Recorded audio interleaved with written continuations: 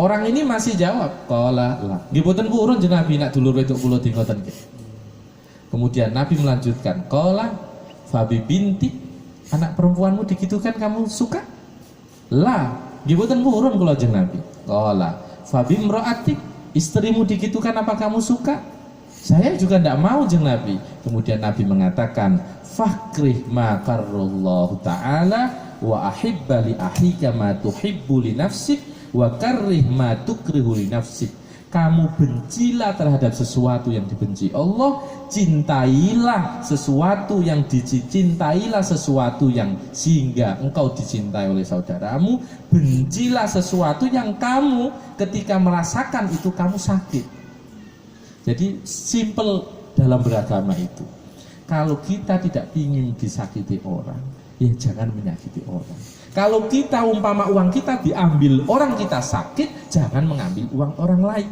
Kalau kita dirasani itu sangat sakit, jangan coba ngerasani orang lain. Kalau kita memukul orang, kalau kita dipukul oleh orang itu sakit, jangan memukul orang. Ini yang diajarkan oleh Rasulullah. Kalau kita dibenci itu rasanya sakit, jangan coba membenci orang lain. Kalau kita ditipu itu sakit, jangan menipu orang lain.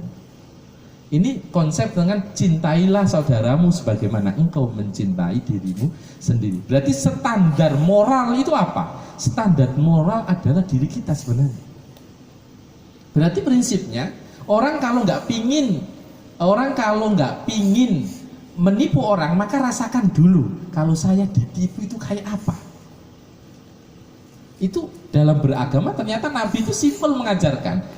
Cintailah dirimu sebagaimana, cintailah saudaramu sebagaimana engkau mencintai dirimu sendiri. Kayak tadi orang pamit, Nabi, aku oleh zina enggak? Aku oleh zina loh pertanyaannya. Perbolehkan aku untuk berzina gitu? Perbolehkan aku untuk berzina? Nabi pertanyaannya itu langsung menusuk kan? Nah, saudaramu digitukan kamu mau? Istrimu digitukan kamu mau? Adik perempuanmu digitukan kamu mau? Kalau kamu tidak mau, maka ukurlah segala sesuatu dengan dirimu sendiri. Itu prinsip. Berarti sebenarnya dalam beragama itu kan mudah. Tidak perlu tentang haram halal sebenarnya. Iya betul. Kita berdagang, kita ambil keuntungan marginnya luar biasa. Contoh, kita kulaan cuma 10.000. Di pasaran jualnya itu 20.000. Oh, kalau di pasaran berarti kita jual di kisaran itu 20.000, umpama ada kenaikan dikit 21. Tapi kalau di pasaran kita dijualnya itu 20.000, panjenengan menjual kepada orang yang tidak tahu harga pasaran dengan harga 50.000. Kira-kira namanya apa itu? Dolim apa tidak? Kira-kira kalau orang itu tahu harga pasaran 20.000 dengan jual 50.000, sakit hati apa tidak? Maka kalau tahu sakit hati, kita pun sakit hati, jangan coba-coba menjual barang yang di pasaran segitu terus dengan jual up tinggi sehingga orang itu kalau tahu sakit maka ukurannya adalah kita.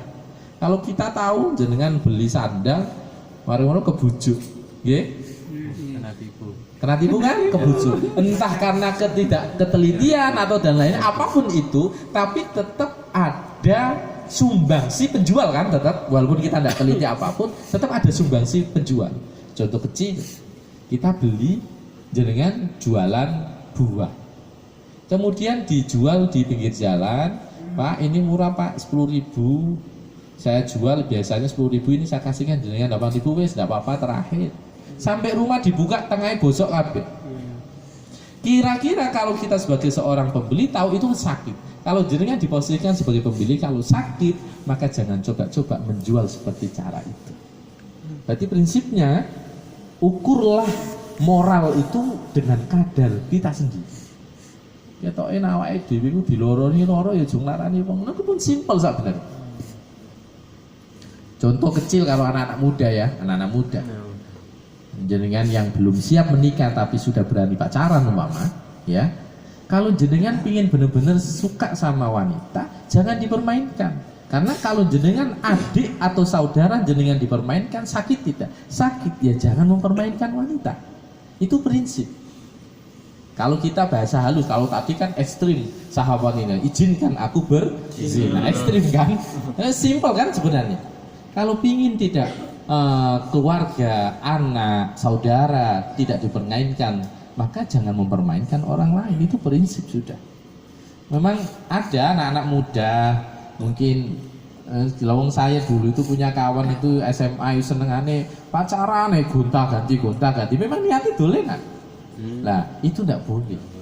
Tidak boleh. Kalau jangan-jangan insya Allah sudah dewasa kok siap menikah semuanya toh? Insya Allah. Siap mana? Kalau tentu, ini namanya seorang sahabat ini tadi cerita seperti itu. Nah, ini ada cerita lagi. Ini hadisnya itu isinya cerita. Dalam Al-Quran itu ada ayat namanya wa yu'siruna alaihim wa yu'siruna ala anfusihim walau kana bihim khassasah. Sahabat muhajir, sahabat Ansor itu memiliki jiwa yang luar biasa, mendahulukan orang lain daripada dirinya sendiri. Orang kalau sudah punya sifat mendahulukan orang lain, mengakhirkan dirinya sendiri, ini luar biasa. Karena apalagi sudah berumah tangga. Jenengan nggih ana wong njaluk tulung iku gak tegoan. Rasane yo nek wong njaluk tulung nolak itu berat. Padahal secara prinsip keluarga atau diri jenengan sendiri itu butuh. Insya Allah orang yang mau mendahulukan orang lain itu dianggap oleh Allah, diangkat derajatnya oleh Allah Subhanahu wa taala. Tapi ini juga tidak mudah. Apalagi orang kalau sudah punya pasangan, mohon maaf. Kadang suaminya mungkin atau istrinya orangnya itu ringan tangan. Dimintain tolong itu ya ringan-ringan aja. Padahal ya butuh sendiri. Tapi kadang pasangannya entah suaminya ataupun istrinya tidak seperti itu. Mula wong awake dhewe sebutuh kok digakno wong. Iya. Iya. Dalam? Napa nih, Bu? Nah ini saya ceritakan. Maka orang yang bisa mendahulukan orang lain, walaupun dia butuh dirinya sendiri, maka orang ini adalah orang yang luar biasa. Memang tidak semua orang bisa begini, makanya Allah mengangkat derajatnya. Wa yu'siruna ala anfusihim walau kana bihim khassasah. Ini banyak ini cerita seorang sahabat Umar. Ini banyak yang cerita tentang contoh gini loh. Contoh kecil ini saya yang kehidupan sehari-hari aja.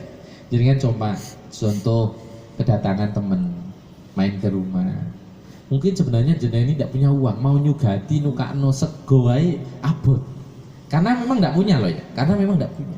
Sampean ini pinjamkan teman untuk menghormati tamu, ini luar biasa. Jadi mendahulukan orang, menghormati tamu, menghormati kawan, itu harus didahulukan. Dan jangan harus yakin orang kalau menghormati tamu diganti oleh Allah. Jadi kalau sama tamu jangan medit. Koncone teko ditraktir. Engko tapi ojo sabedino moro terus yo takdiran.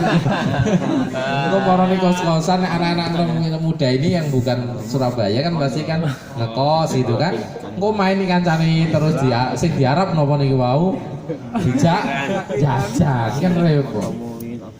Boleh, tapi namanya standarnya bertamu itu